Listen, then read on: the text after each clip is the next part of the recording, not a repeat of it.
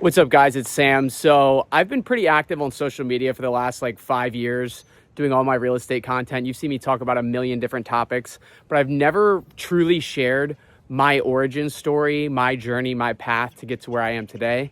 I think part of that's because I was a little bit embarrassed about it. And you'll see why. I think it's kind of funny. And so nobody grows up thinking that they want to be a real estate agent. And that was certainly not the case for me now. I couldn't be happier about where I am today, but I just want to share with you my background because I think it's important. But it's a beautiful day out here today, so I'm just going to skate around and talk. So I moved from Maryland to Florida in 2014 when it was time to go to college. I grew up skating and surfing, and then I got really into surfing, when I was graduating high school. And so my parents were like, where do you want to go?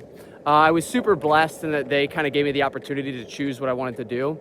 I did get good grades, so I was like, man, I just want to be warm. I just want to go surf. So we went and we started looking at colleges. Fast forward, I found Florida Tech, fell in love with it because it was like a small area. I didn't want a big city. I just loved the town, beautiful beaches, good waves, it's warm. So I was like, that's it. I'm going to Florida Tech. I don't know what I want to do, but I think I want to do engineering because I'm good at math and science. And that was always kind of something that I thought that I wanted to do. So when it was time to pick my degree, I didn't really know, but I love the ocean. And my mom was like, look at this, they have ocean engineering here. Never heard of that. Sounds really cool. I was like, that does sound really cool. I'm gonna go for it. Fast forward 4 years later, I am graduating with my degree in ocean engineering. And a quick sidebar, just in case you're curious what that is. So it's engineering in and around the water. Anything has design behind it. You have to have equations to build it, right? So anything in and around the water, we're talking jetties, piers, docks, breakwaters, bridge pilings, beach renourishments, dredging, naval architecture. That's all under the umbrella of ocean engineering. It's a really cool field. So I specialized in wind and wave model and circulation forecasting because I like to look at the surf forecasts. And so I was drawn to that. So I did that. I published some original research. I actually stuck around and got my master's degree, and then, traveled, presented at a few conferences, and got a really good job as an ocean engineer with a global consulting firm called Stantec. So I started working this job, and no surprise, it was not what I was hoping it would be. I didn't really do anything that I thought was fun in school.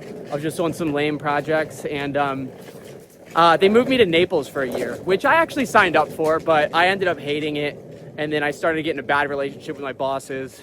They tried to get me to stay in Naples when the hurricane was coming. Then I got in trouble for taking the company truck to escape when they told me that I should stay because we were going to work the next day. That project ended up getting completely canceled from the hurricane. And then they're like, all right, we're sending you back home to Melbourne. Meanwhile, I was commuting every weekend, 4 hours from Naples to Melbourne and Jupiter to see Shannon and my friends and stuff. So I was so over it. I was so happy to be back in Melbourne. Let me back up a little bit. During that time, as soon as I got the job, I realized I never had money, and I spent all my time and my energy and my life going to high school to get good grades so I could go to college and get a good degree, so I could get a good job. And then I got there and I was like, whoa, the whole point of the job is the money, and I am not educated on money at all. I don't know how to save, I don't know how to budget, I don't know how to be smart, so I need to start learning about that. So then I start down this path of learning about money and investing and all these different investment vehicles. I learned about stocks and bonds and how you can invest in royalties. I learned about real estate, and I thought that was super interesting. So I was learning about all these different things. I was naturally gravitating towards real estate because I thought that you could be more in control. I thought the returns were bigger. I thought it was a lot more fun than just the stock market, just as an investment vehicle.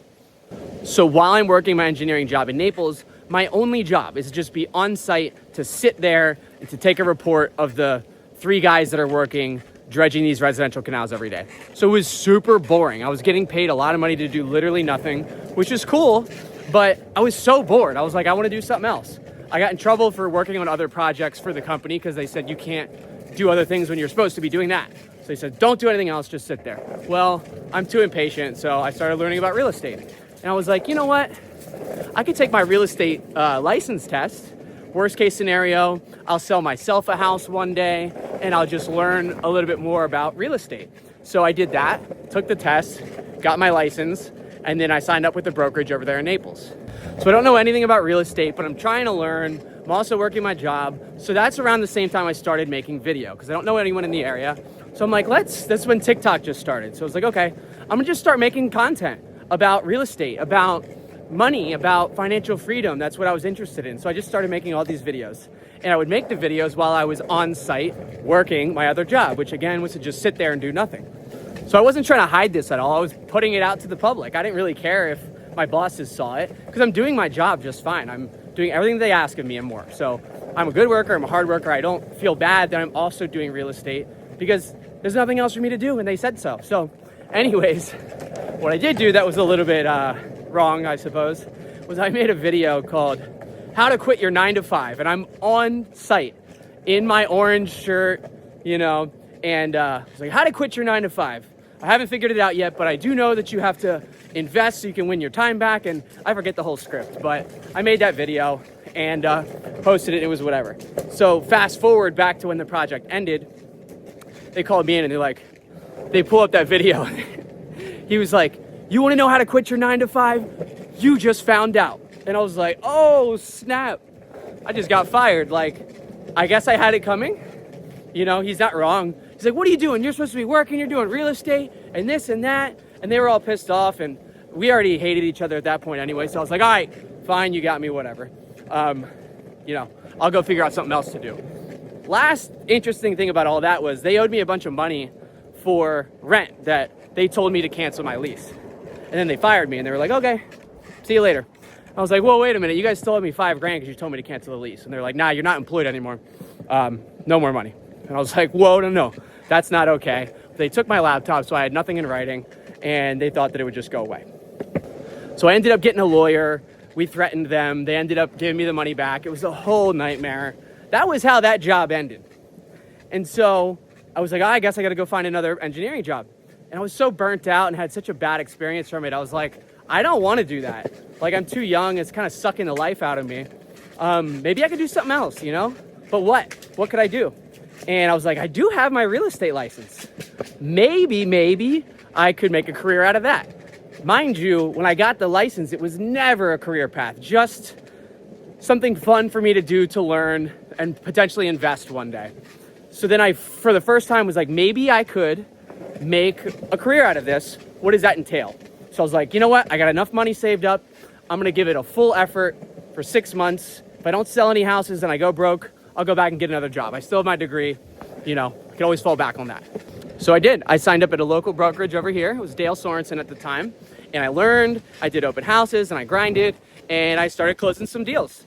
And I was like, okay, I think I could make this work. As long as I just keep it going, keep my head down and grinding, I can make a career out of this. And it's fun. And like, you know, I'm my own boss. I was really drawn to that because of how controlling my previous bosses were and how I couldn't take time off and how I would get in trouble and stuff. And now it's like, wow, I can do whatever I want as long as I make money, right? So I was really drawn to the flexibility of being a real estate agent. I still am.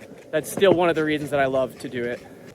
That was like 2023, I guess. So fast forward, I've been a full-time realtor for about 3 years, maybe going on 4, I don't remember. But absolutely loving it. I'm doing pretty well and I've helped a lot of people. I've learned so much and I can't wait to continue to progress my career and to help more people.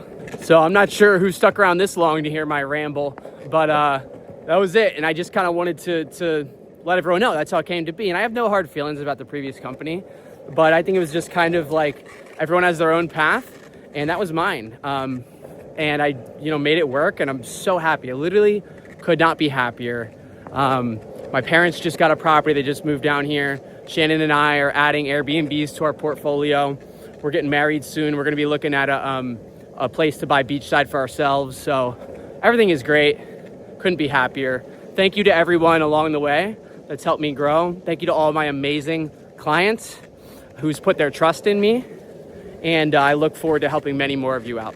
And I try to make this obvious to everybody, but like, I post a lot on social media, but my phone number, my email, all of my contact, it's all in my bio. Seriously, if you have any questions about real estate, anywhere in the country, about investing, about Airbnbs, about what it's like to be an agent, about anything at all, I'm an open book and I'll be more than happy to just chat with you and help however I can. Thanks, homies. Stay tuned for more.